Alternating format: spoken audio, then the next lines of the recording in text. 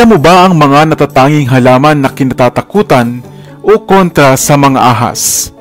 Mga uri ng halaman o kahoy na ilang palong mo lamang sa mga ahas na makikita mo sa daan ay tiyak na agad-agad silang manlulupaypay at manghihina. Isang misteryo na maaari ngayon mo pa lamang malalaman ang tunay na rason at dahilan. Hello, what's up? Your best here. Bakit nga kaya kontra sa mga gumagapang na nilalang na ito na ahas ang mga puno o ilang halaman sa ating kapaligiran? Iyan ang iisa-isahin natin, kaya samahan ninyo akong tapusin ang videong ito. Pero bago tayo magpatuloy, kung bago ka pa lamang sa ating channel, ay huwag mong kalimutan na pindutin ang subscribe button at ang notification bell upang lagi kang updated sa aking mga bagong uploads. Ang ahas ay isang hayop sa gubat at sa parang na bahagi na ng ating kasaysayan, mapasarelihiyon man, kultura at mga tradisyon. Isang hayop na madalas na kinatatakutan dahil kapag minalas ka nga ay maaari mong ikamatay ang kamandag ng kagat nito. Subalit batid mo ba na ang ating mga ninuno pala ay mayroong mga ginagamit na mga natatanging halaman upang gawing pantaboy o pantalo sa mga naglipa ng ahas sa paligid? Mga kakaibang halaman na bukod tanging kontra sa mga ahas, na madampian lamang sila ng mahinang hapyot ng halamang ito sa kanilang katawan ay agad-agad silang manghihina o maaaring mamatay.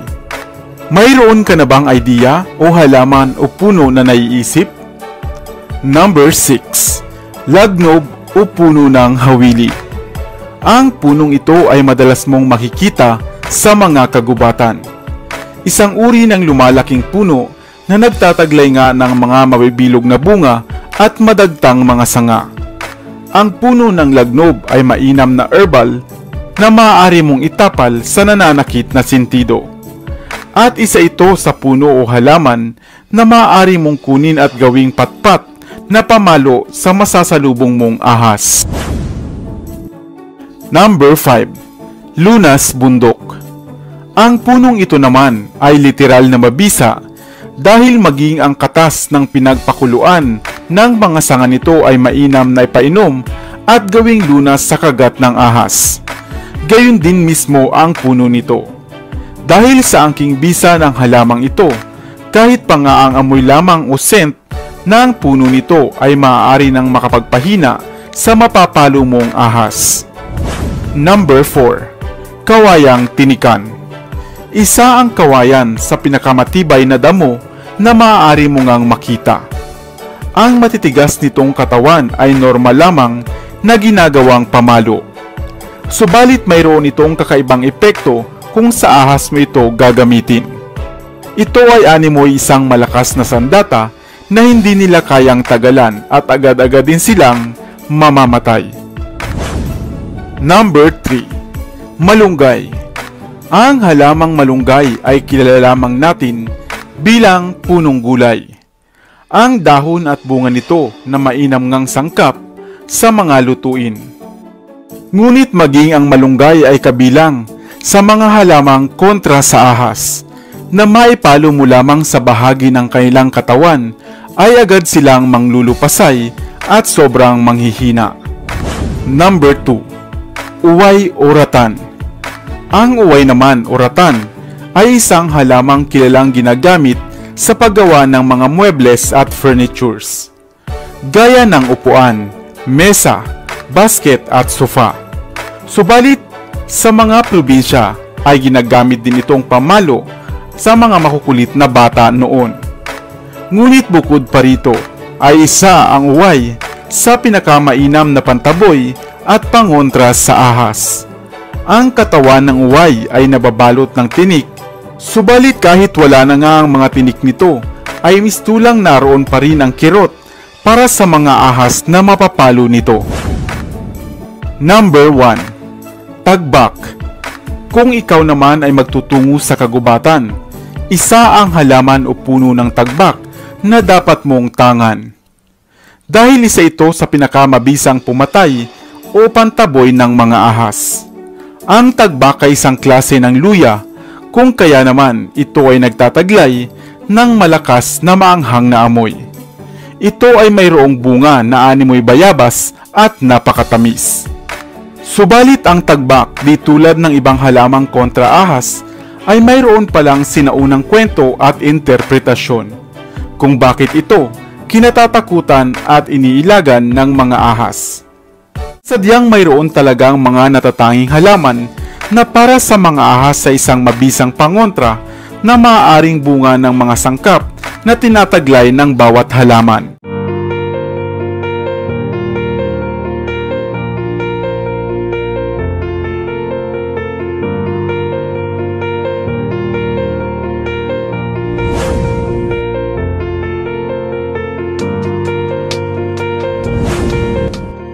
Mahilig ka ba sa pag-aalaga ng mga halaman?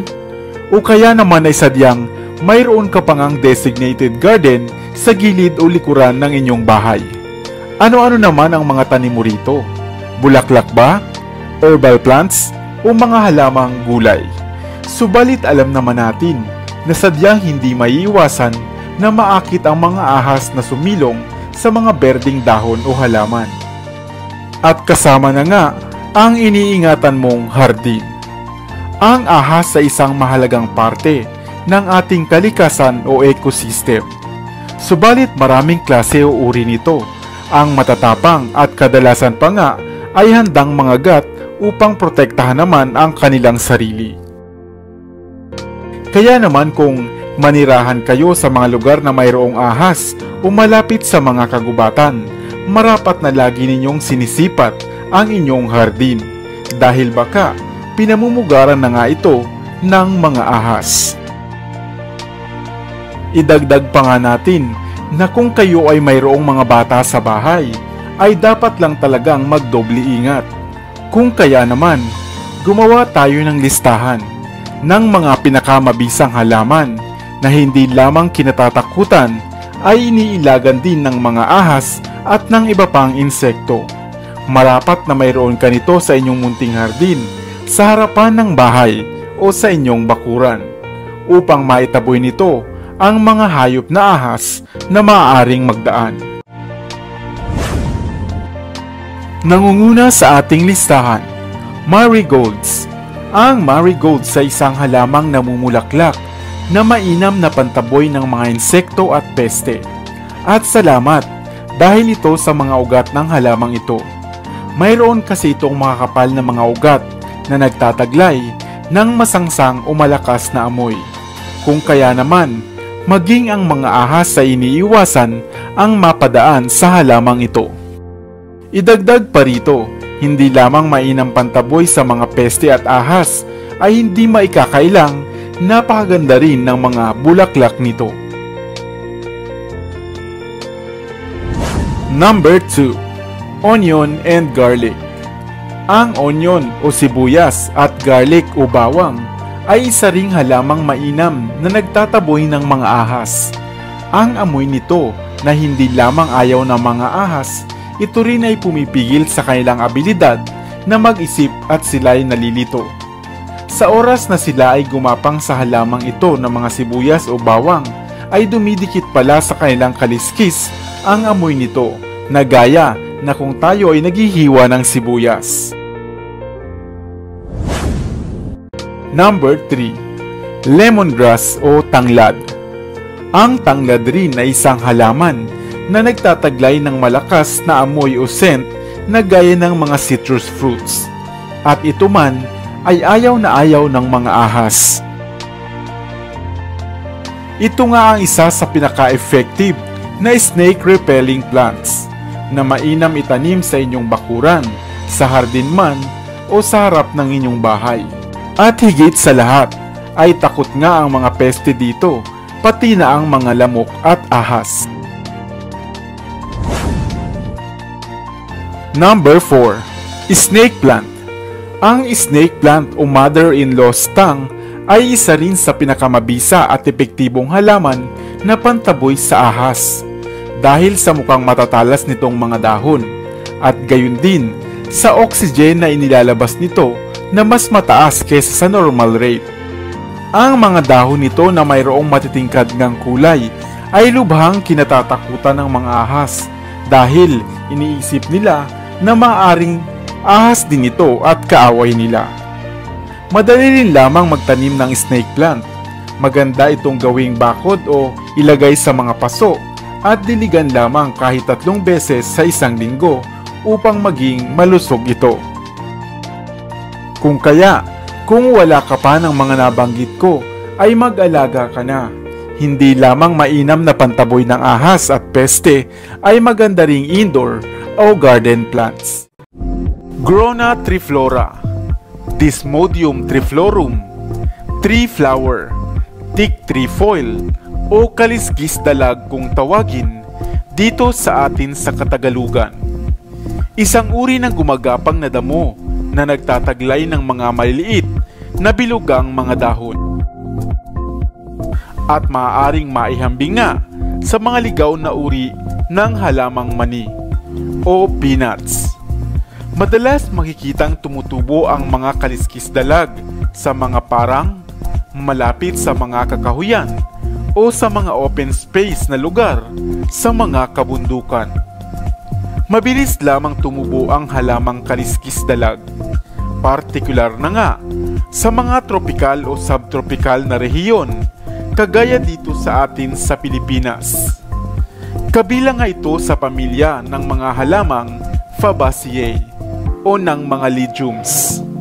Subalit batid mo ba na ang munting halamang ito pala ay maraming pakinabang at mga gamit, lalo na nga kung kayo ay naninirahan sa mga liblib na lugar at malayo nga sa mga pagamutan o hospital.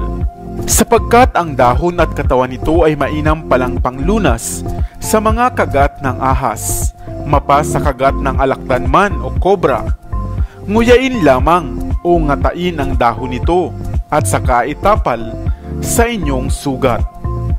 Maaari mo din naman itong durugin lamang at katasin, at ang mga katas nito ay lagyan ng konting asukal na pampalasa at saka inumin. Samantalang ang sapal ay itapal naman sa inyong sugat. Mahusay din itong panlunas sa pananakit ng tuhod bunga ng rayuma, sa diarrhea, dysenteria at ilan pang mga sakit sa balat. Ang halaman ngang ito ay nagtataglay ng alkaloids at ng flavonoids na magaling sa kalusugan ng tao. Sa kabilang banda naman, mainam rin itong itanim sa inyong bakuran at gawing alternatibo sa Carabao grass. Kaya naman kung kayo nga ay nasa mga liblib na probinsya, ang halamang ito ay marapat ninyong kilala upang magamit nga kung kinakailangan. Subalit syempre, mainam pa rin ang pagtungo sa ospital para sa lubusang kagamutan. Ikaw, nakakita ka na ba ng halamang kaliskis dalag? Dito na sa Best TV, tayo ay matuto, utak mapuno ng bagong kaalaman. Dito na sa Best TV, tayo ay lumibot, lihim na mundo ay ating matuklasan. Dito yan sa Best TV, dito yan sa Best TV, dito yan sa Best TV. Sapagkat lamang ang laki may alam, dito yan sa Best TV. Tara bes, sabay-sabay tayo na matuto, pagkat dito sa mundo lamang ang siyang marunong. Ating utak sa linan ng panibagong dunong, mga bagay na sa buhay ay makakatulong.